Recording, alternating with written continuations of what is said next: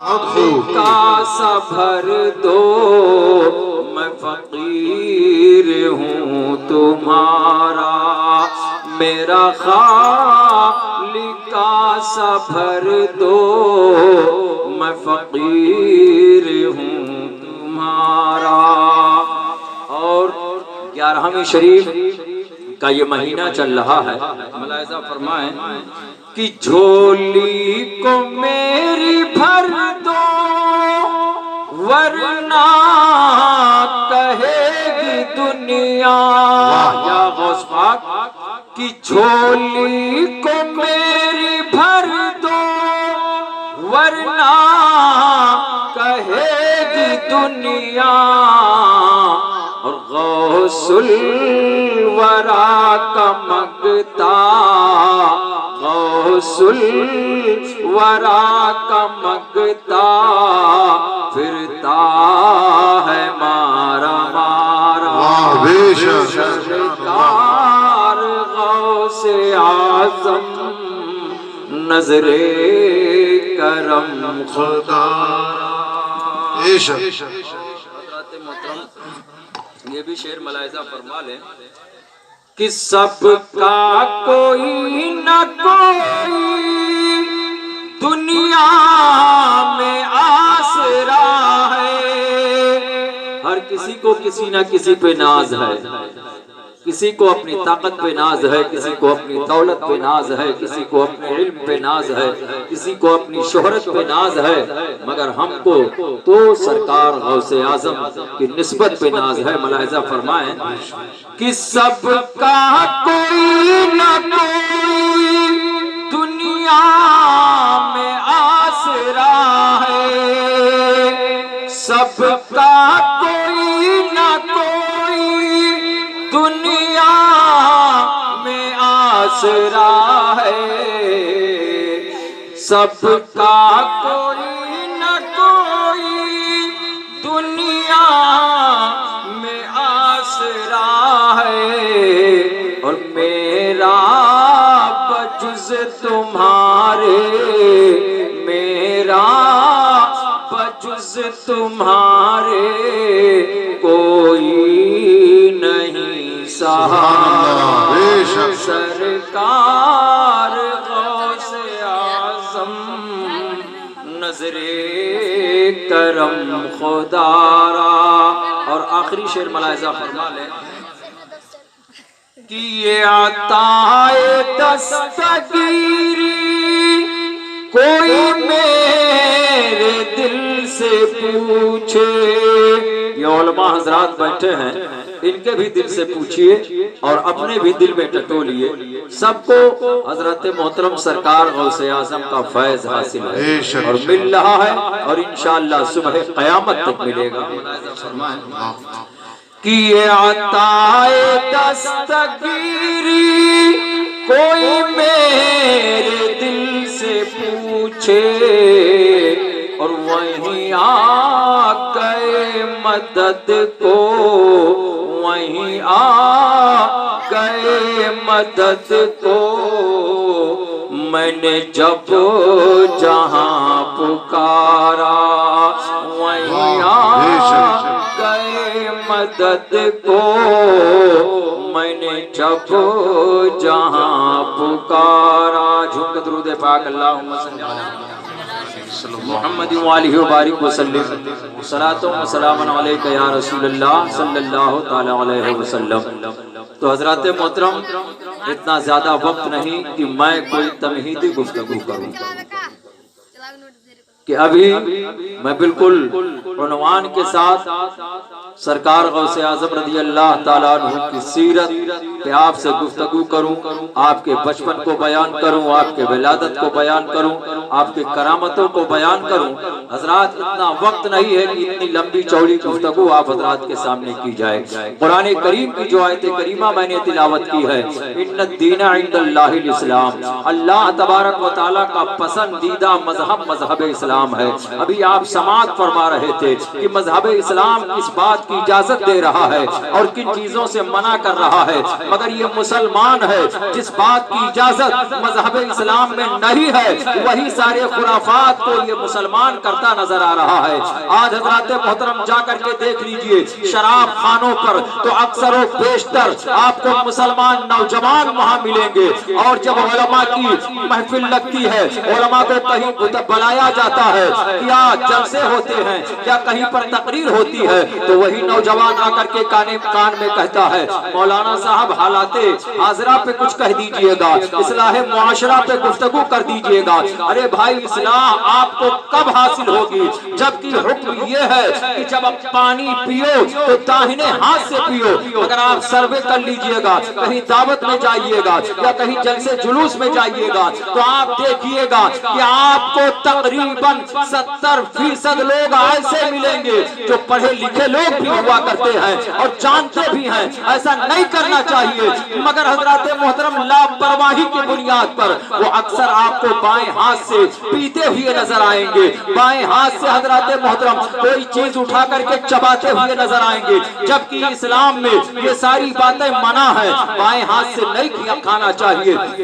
بائیں ہاتھ سے نہیں پینا چاہیے۔ اب حضرات محترم یہ مذہب اسلام کب اجازت دے رہا ہے کہ ہم اپنے بڑوں کا ادب نہ کریں؟ آج ایک نوجوان ہوتا ہے اپنے ماں باپ کے ادب کو نہیں سمجھ رہا ہے، ماں باپ کا احترام نہیں کر رہا ہے، اپنے امام کا احترام نہیں کر رہا ہے، اپنے خاندان کے بزرگوں کا ادب نہیں کر رہا ہے، یہ اسلام اجازت نہیں دے رہا ہے۔ اور حضرات محترم طنز کیا جا رہا ہے اور طنزی جملے ہمارے اور آپ کے سامنے بیان کیے جاتے ہیں کہ یہ دیکھیے یہ مسلمان ہے، یہ مسلمان کا بچہ ہے، بھلا اس کا کریکٹر یہ ہونا چاہیے، اس کا کردار یہ ہونا چاہیے۔ اسلام سب سے اچھا مذہب ہے، اسلام صاف ستھرا مذہب ہے، مگر آج ہم صحیح طریقے سے اس پر چل نہیں رہے ہیں۔ آؤ حضرات محترم آقا کریم صلی اللہ علیہ وسلم کی بارگاہ میں چلتے ہیں۔ ابھی قاری صاحب حق کے تعلق سے بیان کر رہے تھے کہ لڑکیوں کا حق ہے باپ کے جائیداد میں، اگر بیٹے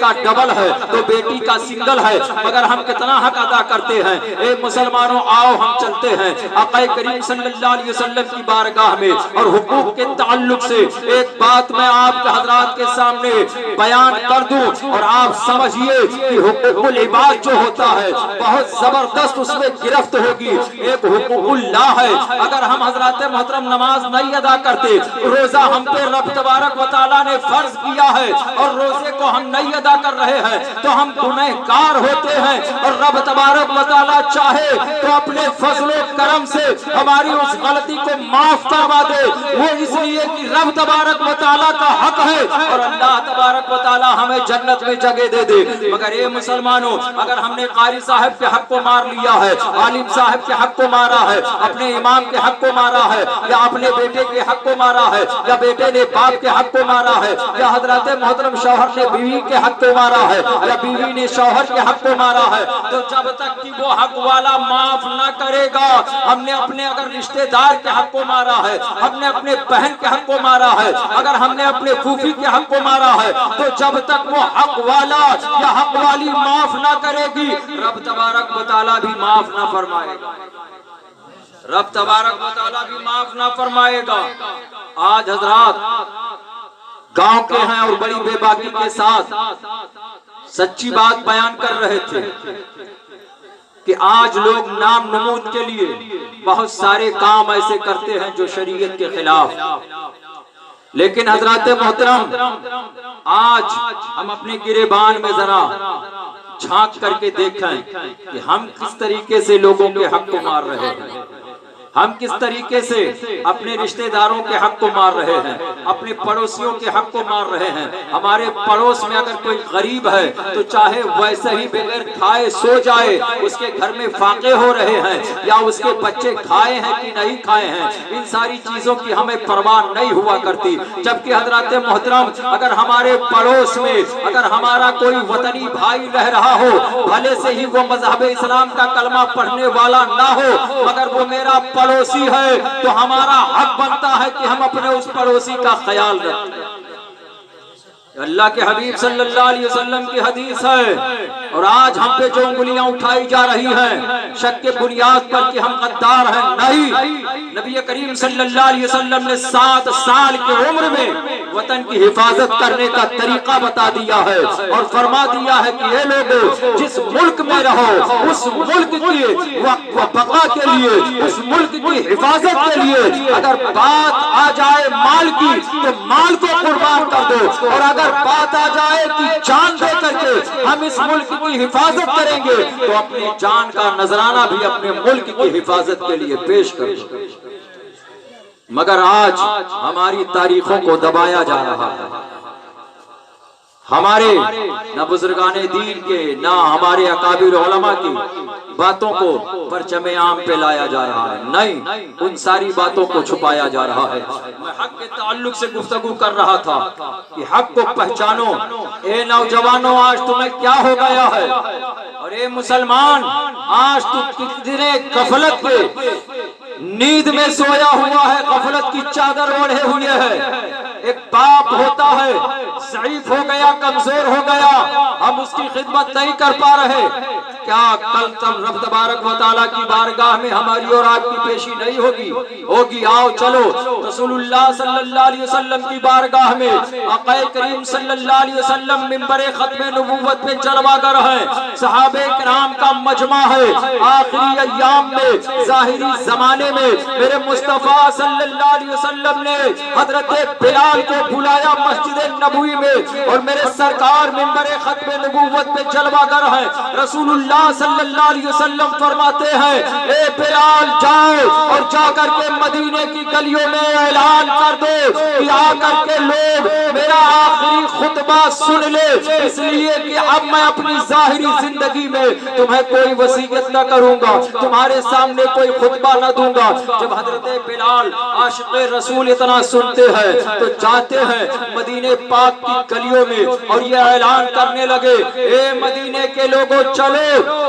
رسول اللہ صلی اللہ علیہ وسلم آخری خطبہ سنانے کے لیے، آخری خطبہ دینے کے لیے تمہارے نبی صلی اللہ علیہ وسلم نے، ہمارے نبی نے، ہمارے آقا نے تم سب کو مسجد نبوی میں بلایا ہے۔ کہ حضرات محترم، اتنی بات جب حضرت بلال اعلان کرتے ہیں تو مدینے پاک کے تمام لوگ اپنے گھروں سے نکلتے ہیں، اور حضرات اپنے گھر کے دروازے تک بھی نہیں بند کرتے کہ آخری خطبہ، کیا اب اس کے بعد میرے آقا صلی اللہ علیہ وسلم ہمارے درمیان سے پردہ فرما جائیں گے؟ لوگ مسجد نبوی میں بھر جاتے ہیں اور میرے آقا صلی اللہ علیہ وسلم منبر ختم نبوت پہ جلوہ گر ہیں۔ آقا کریم صلی اللہ علیہ وسلم کے جسم پاک پر وہ مزمل والی چادر شریف ہے جس کا ذکر قرآن میں آیا ہے۔ میرے مصطفیٰ صلی اللہ علیہ وسلم منبر پر تشریف فرما ہے۔ اور ایک بات اے مسلمانوں اور یاد رکھو، اب ہمیں دین کی بات بتانے کے لیے محمد الرسول اللہ صلی اللہ علیہ وسلم تشریف نہیں لائیں گے، نہ کوئی دوسرا نبی آئے گا۔ آخر میں جو حضرت عیسیٰ علیہ السلام قرب قیامت تشریف لائیں گے تو وہ کوئی نئے پیغمبر نہیں ہے، وہ کوئی نئے رسول نہیں ہوں گے، بلکہ وہ آ چکے ہیں، دوبارہ بھیجے جائیں گے۔ اے مسلمانوں یاد رکھو، ہمیں اور آپ کو اگر دین کی بات کوئی بتائے گا تو یہی ہمارے دین کے علماء ہیں، یہی علماء کی جماعت ہے، انہی سے تمہیں دین کی بات ملے گی، انہی سے تمہیں قرآن کو سیکھنے کا علم حاصل ہوگا۔ اور حضرات محترم، انہی سے تمہیں اور ہم ہیں علماء کرام کے زبانی ہی، اس لیے کہ رسول اللہ صلی اللہ علیہ وسلم نے علماء کو اپنا وارث کہا ہے، دین کی بات انہی سے آپ سننے کو پائیں گے۔ حضرات نبی کریم صلی اللہ علیہ وسلم ارشاد فرماتے ہیں، اے لوگوں سنو، میرے زندگی کے آخری وقت ہے، آخری ایام میرے زندگی کا ہے یہ، اور میں نے تم سب کو اس لیے بلایا ہے جبکہ نبی معصوم ہوتا ہے، کہہ دو سبحان اللہ۔ مگر اے مسلمانوں، میرے مصطفیٰ صلی اللہ علیہ وسلم اپنے امتیوں کو یہ درس دے رہے ہیں، نبی معصوم ہیں، بخشے بخشائے ہیں۔ میرے آقا صلی اللہ علیہ وسلم فرماتے ہیں، اے میرے صحابہ سنو، ابھی تک میں تمہارے درمیان تھا، اب مجھے دنیا سے رخصت فرمانے کا وقت آ چکا ہے، اور میں نے تم سب کو اس لیے یہاں پر جمع کیا ہے کہ اگر کبھی میرے زبان سے کسی کو کوئی تکلیف پہنچی ہو تو وہ مجھ کو اپنی زبان سے تکلیف دے کر کے بدلہ لے سکتا ہے، یا تو وہ مجھے معاف کر دے گا۔ کون کہہ رہا ہے؟ تمام نبیوں کے سردار حضور محمد الرسول اللہ صلی اللہ علیہ وسلم میرے آقا ارشاد فرماتے ہیں، اے میرے صحابہ، اگر میرے ہاتھ سے کبھی کسی کو کوئی اذیت پہنچی ہو، تکلیف پہنچی ہو، تو آ کر کے مجھے مار کر کے بدلہ وہ لے سکتا ہے۔ اگر کبھی کسی کو کسی بھی طریقے سے مجھ سے تکلیف پہنچی ہو تو وہ سامنے آ جائے، یا تو مجھے کہہ کر کے اپنی زبان سے یا اپنے ہاتھ سے تکلیف پہنچا کر کے بدلہ لے لے، یا تو معاف کر دے۔ آقا کریم صلی اللہ علیہ وسلم بار بار ارشاد فرماتے ہیں۔ تب تک ایک صحابی ہے جن کا نام حضرت عکاشہ رضی اللہ تعالیٰ عنہ ہے۔ حضرت عکاشہ رضی اللہ تعالیٰ عنہ کھڑے ہوئے عرض کرتے ہیں، یا رسول اللہ صلی اللہ علیہ وسلم، عکاشہ کے اندر یہ ہمت، یہ طاقت نہیں، مگر اے میرے سرکار، جب کئی مرتبہ آپ نے ارشاد فرمایا کہ یا تو زبان سے کہہ کر کے بدلہ لے لے، یا مجھے اپنے ہاتھ سے تکلیف پہنچا کر کے بدلہ لے لے، تو یا رسول اللہ، میں ایک مرتبہ جنگ کے موقع پر اے میرے سرکار میں آپ کے بغل سے گزرا تھا،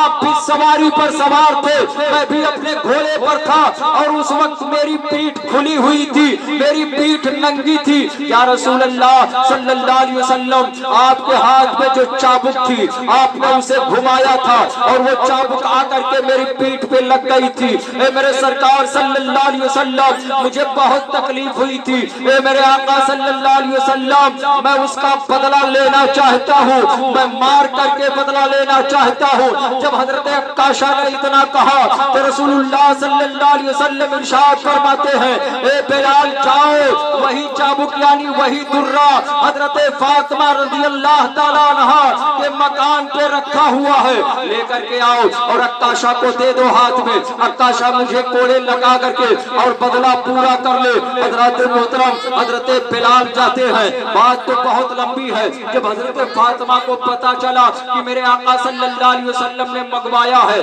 اور حضرت عکاشہ جو ہے مار کر کے بدلہ لینا چاہتے ہیں، تو حضرت محترم آقا کریم صلی اللہ علیہ وسلم کی شہزادی ہے حضرات خاتون جنت طرف جاتی ہے، اور ان کے دل میں حضرات کیسی ان کے دل میں تکلیف پہنچی ہوگی، مگر میں اس طرف نہیں جا کر کے آپ کے سامنے صرف حضرت محترم آپ کے سامنے یہ بات پیش کرنا چاہتا ہوں کہ مسلمانوں یاد رکھو، جب تک کہ اگر ہم نے کسی کے حق کو مارا ہے، کسی کے حق کو غضب کیا ہے، تو جب تک وہ حق والا مجھے معاف نہ کرے گا، رب تبارک و تعالیٰ بھی معاف نہ فرمائے گا۔ یہ میرے آقا صلی اللہ علیہ وسلم اپنے امتیوں کو سبق دے رہے ہیں۔ وہ درہ لے کر کے حضرت بلال آ جاتے ہیں، تب تک محبت میں حضرت ابو بکر صدیق کھڑے ہو گئے، جو تمام نبیوں کے بعد رب تبارک و تعالیٰ نے اگر کسی کو عظیم مقام عطا فرمایا ہے تو سب سے پہلے حضرت ابو بکر صدیق کا نام آتا ہے۔ حضرت ابو بکر کھڑے ہوئے اور ارشاد فرماتے ہیں، اے عکاشہ، یہ کیا کرنے جا رہے ہو؟ اے عکاشہ، جتنا تمہارے بازوؤں میں قوت ہو میرے جسم پر کوڑے برسا کر کے اور بدلہ لے لو، مگر آقا کریم صلی اللہ علیہ وسلم کو دیکھو، ایسے وقت میں تو سرکار کو سہارا دے کر کے منبر تک پہنچایا جاتا ہے، اور ایسے حالت میں تو آقا کریم صلی اللہ علیہ وسلم کے جسم نازنین پر، نبی کریم صلی اللہ علیہ وسلم کے جسم پاک پر تو کوڑے لگائے گا، مگر میرے سرکار ارشاد فرماتے ہیں، اے ابو بکر صدیق بیٹھ جاؤ، یہ آپ کی محبت ہے، معاملہ ہمارا اور ان کا ہے۔ حضرات محترم فاروق اعظم کھڑے ہوئے، وہ بھی اس طریقے سے کہتے ہیں، میرے آقا صلی اللہ علیہ وسلم نے ارشاد فرمایا، اے عمر تم بھی بیٹھ جاؤ۔ عثمان ذوالنورین کھڑے ہوئے، انہیں ذوالنورین اس لیے کہا جاتا ہے کہ آقا کریم صلی اللہ علیہ وسلم نے دو شاہزادیوں کا نکاح حضرت عثمان غنی سے فرمایا تھا، ایک کے بعد دیگرے، یعنی ایک کا جب انتقال ہو جاتا ہے تو دوسری بھی شہزادی کا نکاح آپ فرما دیتے ہیں، اس لیے انہیں ذوالنورین کہا جاتا ہے۔ تمام حضرات محترم آدم علیہ السلام سے لے کر حضرت عیسیٰ علیہ السلام تک تمام نبی پیغمبر آئے، اور اللہ تبارک و تعالیٰ نے تمام نبیوں کو بیٹیاں عطا فرمائی، اور حضرات تمام نبیوں کے داماد بنے، مگر یہ شرف کسی کو حاصل نہ ہوا کہ ایک نبی رسول کی دو بیٹیاں کسی ایک کے نکاح میں آئی ہو۔ یہ حضرت عثمان غنی کو شرف حاصل ہے، اور اس کے بعد مولا علی کھڑے ہوتے ہیں۔ میرے سرکار فرماتے ہیں نہیں اے علی شیر خدا تم بھی بیٹھ جاؤ، عکاشہ کو بھیجو۔ حضرت عکاشہ ہے، ہاتھ میں کوڑے لے کر کے آقا کریم صلی اللہ علیہ وسلم کے قریب پہنچ جاتے ہیں اور عرض کرتے ہیں ادب سے یا رسول اللہ، جب آپ کے ہاتھ سے وہ چابک و درہ میرے پشت پہ لگا تھا تو یا رسول اللہ میری پیٹھ ننگی تھی، میری پیٹھ ننگی تھی، میرے پیٹھ پہ قمیض نہیں تھا، کرتا نہیں تھا۔ یا رسول اللہ صلی اللہ علیہ وسلم اپنے بھی آپ بھی اپنے جسم پاک سے اپنے پشت انور سے کپڑے کو ہٹوائیے۔ آقا کریم صلی اللہ علیہ وسلم فرماتے ہیں اے علی میرے قریب آ جاؤ۔ اور بھی کسی صحابہ کرام کو میرے آقا نے ارشاد فرما کر کے بلایا تھا، جو بھی جاتا ہے آقا کریم صلی اللہ علیہ وسلم فرماتے ہیں میرے اوپر سے لباس کو ہٹاؤ۔ آقا کریم صلی اللہ علیہ وسلم کے پشت پاک سے لباس ہٹایا جاتا ہے۔ حضرت عکاشہ آقا کی بارگاہ میں کھڑے ہیں، ہاتھ کانپ جاتا ہے اور جسم حضرت محترم جسم میں ان کے کپ کپاہٹ طاری ہو جاتی ہے۔ تمام صحابہ کرام حضرات دیکھ رہے ہیں کہ حضرت عکاشہ ہے رسول اللہ صلی اللہ علیہ وسلم کے جسم پاک پر کوڑے لگانے کے لیے آگے بڑھتے جا رہے ہیں۔ عکاشہ جب قریب جاتے ہیں کانپ جاتے ہیں، ہاتھ سے درہ گر جاتا ہے اور بڑھ کر کے مہر نبوت کو بوسہ دے لیتے ہیں اور آ کر کے قدموں پہ قربان ہو جاتے ہیں۔ قدم پاک پر آ کر کے حضرت محترم گر جاتے ہیں اور عرض کرتے ہیں یا رسول اللہ میری خطا کو معاف فرما دیجئے، اے میرے آقا صلی اللہ علیہ وسلم میری غلطی کو معاف فرما دیجئے، اے میرے آقا عکاشہ میں یہ ہمت نہیں ہے، عکاشہ میں یہ قوت نہیں ہے یا رسول اللہ آپ کے جسم پاک پہ کوڑے لگائے۔ یا رسول اللہ صلی اللہ علیہ وسلم یہ تو صرف ایک بہانہ تھا مہر نبوت کو چومنے کا۔ یا رسول اللہ میں نے سنا ہے کہ جس کا ہاتھ آپ کے جسم پاک سے ٹچ ہو جائے گا اسے جہنم کی آگ نہیں جلا سکتی ہے، اس لیے میں نے ایسا کیا ہے۔ تو حضرات محترم وقت بہت زیادہ ہو رہا ہے، اب آپ اس سے نتیجہ نکالیے کہ ہم کس کے حق کو مار رہے ہیں۔ امام صاحب کے حق کو مار رہے ہیں کہ اپنے ماں باپ کے حق کو مار رہے ہیں، یا اپنے پڑوسیوں یا رشتہ داروں یا اپنی بہنوں کے حق کو مار رہے ہیں۔ حضرات محترم ہم لوگوں کے کمائیوں میں بہت سارے لوگوں کا حق ہے، بہت سارے لوگوں کا حق ہے۔ تو حضرات ہم عقل مند ہیں، ہوشیار ہیں، اور جیسے کہ حضرات میرے سامنے آپ تمامی حضرات بیٹھے ہیں، ہر کوئی جانتا ہے یہ کھانے والی چیز ہے اور یہ نہیں کھانے والی چیز ہے، اتنا عقل ہر کوئی رکھتا ہے۔ تو اتنا سمجھدار ہر انسان کو ہونا چاہیے کہ ہم کس کے حق کو مار رہے ہیں اور ہمیں کس کا حق ادا کرنا چاہیے۔ حضرات یہ نکاح کی محفل ہے اور نکاح میرے آقا صلی اللہ علیہ وسلم کی بہت ہی پاکیزہ سنت ہے۔ نکاح کرنے سے انسان کے ایمان میں نکھار پیدا ہو جاتی ہے، نکاح کرنے سے انسان گناہوں سے بچتا ہوا نظر آتا ہے، نکاح کر لیتا ہے ایمان اس کا پختہ ہو جاتا ہے، نکاح کرنے سے گھر میں برکت نازل ہوتی ہے، نکاح کرنے سے اللہ تبارک و تعالیٰ کی رحمتیں نازل ہوتی ہیں، بلائیں بھاگ جاتی ہیں۔ اور ابھی قاری صاحب مہر کے تعلق سے آپ فرما رہے تھے، تو حضرات محترم یہ مہر جو ہے کوئی آج کا نیا نہیں ہے، نیا طریقہ نہیں ہے۔ حضرت آدم علیہ السلام اور حضرت حوا کو رب تبارک و تعالیٰ نے جب جنت میں پیدا فرمایا اور حضرت آدم علیہ السلام نے حضرت حوا رضی اللہ تعالیٰ عنہ کے حسن کو دیکھا تو قریب بڑھے، حکم ہوتا ہے آدم اپنے قدم کو روک لو، حوا کے قریب نہ جاؤ جب تک کہ تم حوا کے مہر کو نہیں ادا کر دیتے۔ اللہ تبارک و تعالیٰ کی بارگاہ میں عرض کرتے ہیں اے پروردگار یہ مہر کیا ہے؟ تو حضرات محترم یہ جنت میں تھے، حضرات اللہ تبارک و تعالیٰ کا حکم ہوتا ہے کہ میرے حبیب پر درود پڑھو اور وہی تمہارا مہر ہو جائے گا۔ حضرات اب اس سے اندازہ لگائیے کہ اللہ تبارک و تعالیٰ نے پیارے آقا صلی اللہ علیہ وسلم کا مقام کتنا بلند و بالا فرمایا۔ اور ایک آخری بات آپ حضرات اور سن لیجئے کہ آج کچھ لوگ سمجھتے ہیں کہ ہم معافی تلافی کر لیں اور یہ ہمارا مہر والا معاملہ ختم ہو جائے، نہیں، بالکل غلط بات ہے۔ تین طرح کی مہر ہوتی ہے، مطلق، معجل۔ اب علماء کرام کی بارگاہ میں آپ کو رجوع کرنا پڑے گا، اس لیے کہ ہم اتنا آپ کو بالکل پھاڑ چیڑ کر کے نہیں سمجھا پائیں گے کہ کون حمزہ سے ہے کون عین سے ہے۔ تو حضرات